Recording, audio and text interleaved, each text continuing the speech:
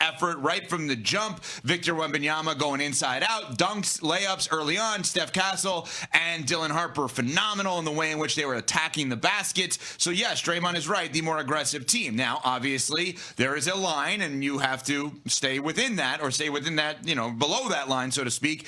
Mike Brown, head coach of the New York Knicks, was not thrilled with the free throw discrepancy in that second half of the game, 24-8 in favor of San Antonio.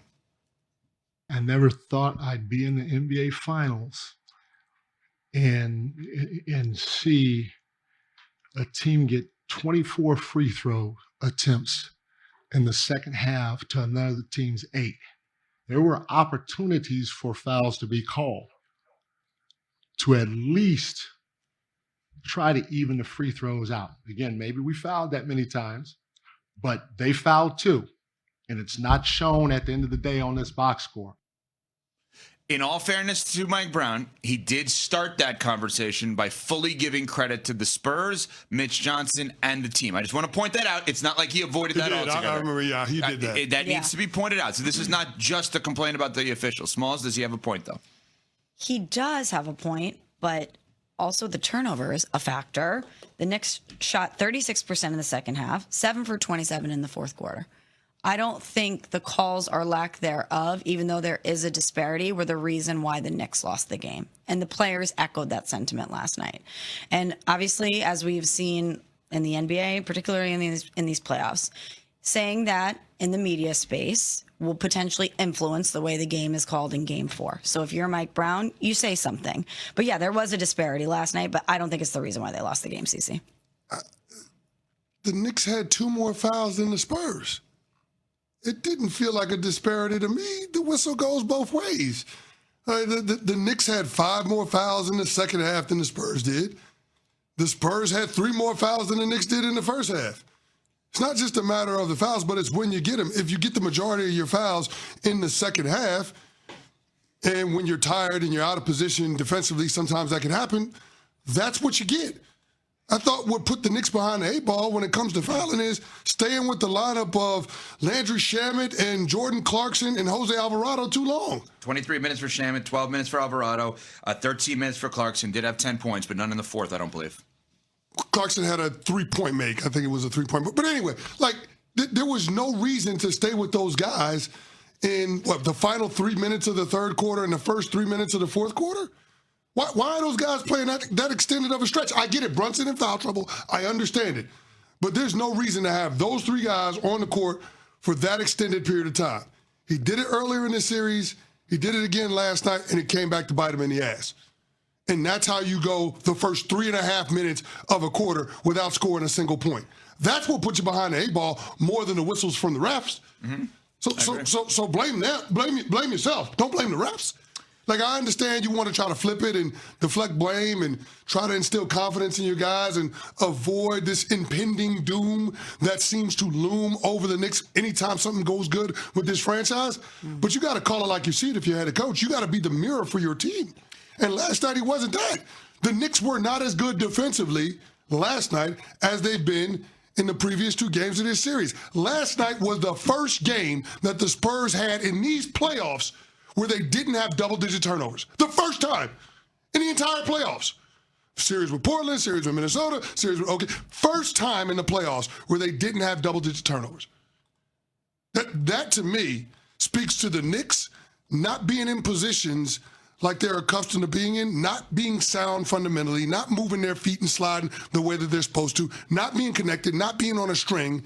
And then all of a sudden that opens the door for guys to get dribble penetration, and you put yourself in a situation where you're giving them an easy look at the rim or you're going to foul. There was a reason why San Antonio got to the line a lot last night. They were aggressive in their mentality. The only way you combat that is being fundamentally sound on defense, and the Knicks were not that last night. There's been a lot of discussion already about the Wemby play with Jalen Brunson, where he kind of he almost palmed his head and threw him to the ground, and there was no flagrant called in that spot. There should have been a flagrant called in that spot, no question about it. That said, that's fine with me. I want, if I'm a Spurs fan last night, I need to know my team's going to do anything it takes. even if it gets a little dirty at times. Oh, Now, yeah. I'm surprised Wemby has to be the dirty one, because usually you bring somebody else off the bench to do that. There's a reason that Bismack Biyombo, Kelly Olynyk, and Mason Plumlee are sitting there. That's for them to do. Can I ask, why are you surprised that Wemby is the dirty one? He has now this entire history, this playoffs, of being the dirty one consistently. Okay, well, I'm surprised that they don't use someone else for that, but I actually think for him, it just shows he will do whatever it takes. Well, you can't justify that. Like, that's the second one this series that they clearly missed, that they've allowed him to get away with. You can't justify, I like that. That is a clear and obvious dirty play, and if someone else does it, they would call that. I think that's the part that Mike Brown is talking about. It's the fairness in the whistle, right? And the Knicks didn't lose because of the whistle. But it's the weirdness of 106-100. The Knicks inbounds the ball. Dylan Harper walks onto the court. The ref stopped the play.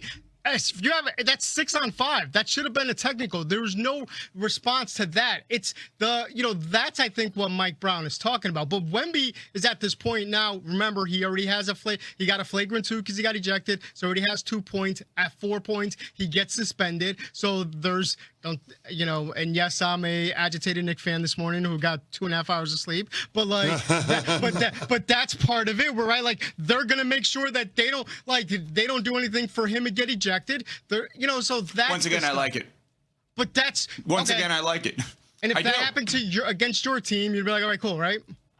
I understand it. It happened to my team. I literally and then they put Udonis Haslem in to go knock people out. That's what happens, right? Like, I've seen it happen. Once again, I like it, because if you know you can get away with it and you know it's going to help your team, whatever. But hold on, why are you getting that happened early on in the game? Why are you getting mad at the refs and not getting mad at the other Knicks for not having Jalen Brunson's back? Well, no, because we go back to what had happened earlier in the game, right? They ended up calling a technical against Josh Hart with the little whatever it was with Luke Cornett, right? Well, he kicked him.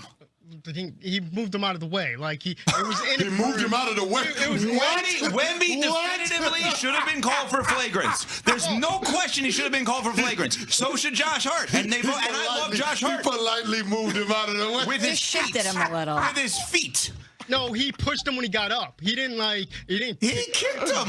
What? It's semantics. Yeah, I'm about to say, you can't call Wemby dirty and not call Josh Hart dirty. Nuno has for been God's sakes, complaining. one of the Spurs had a breakaway and the guy tripped him. Well, no, for God's sake, should have been called for flagrants.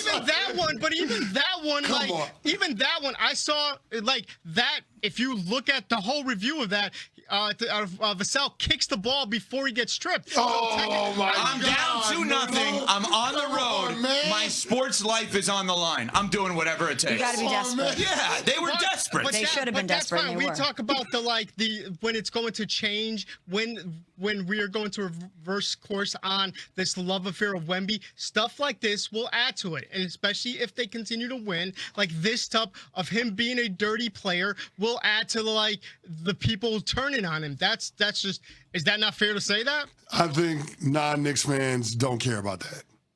Thunder fans feel a certain way. Well, I mean, listen, I don't know about that. I don't know if that's going to make people turn on Victor Wembanyama. Oh, I think it can make people like him more. Yeah, I don't know about that. And I don't believe that he should have gotten away with that. Let's be clear on that. Okay, that's fine. But I now know definitively he'll do whatever it takes. Yeah, but he had 32, 8, and 6 to go along with 3 block shots in what was a must-win game on the road in the Garden. Yeah, he was awesome. In his first NBA Finals. He was awesome. Insane.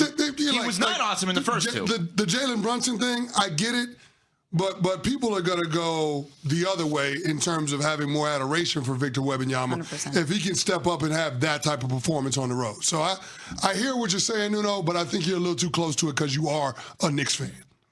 I'm with you. I think if you're neutral in this series, Yeah. you're going to be like, Wemby will push people around like a rag doll. Who Exactly. do whatever it needs, whatever the moment requires, Wemby will step up and do it.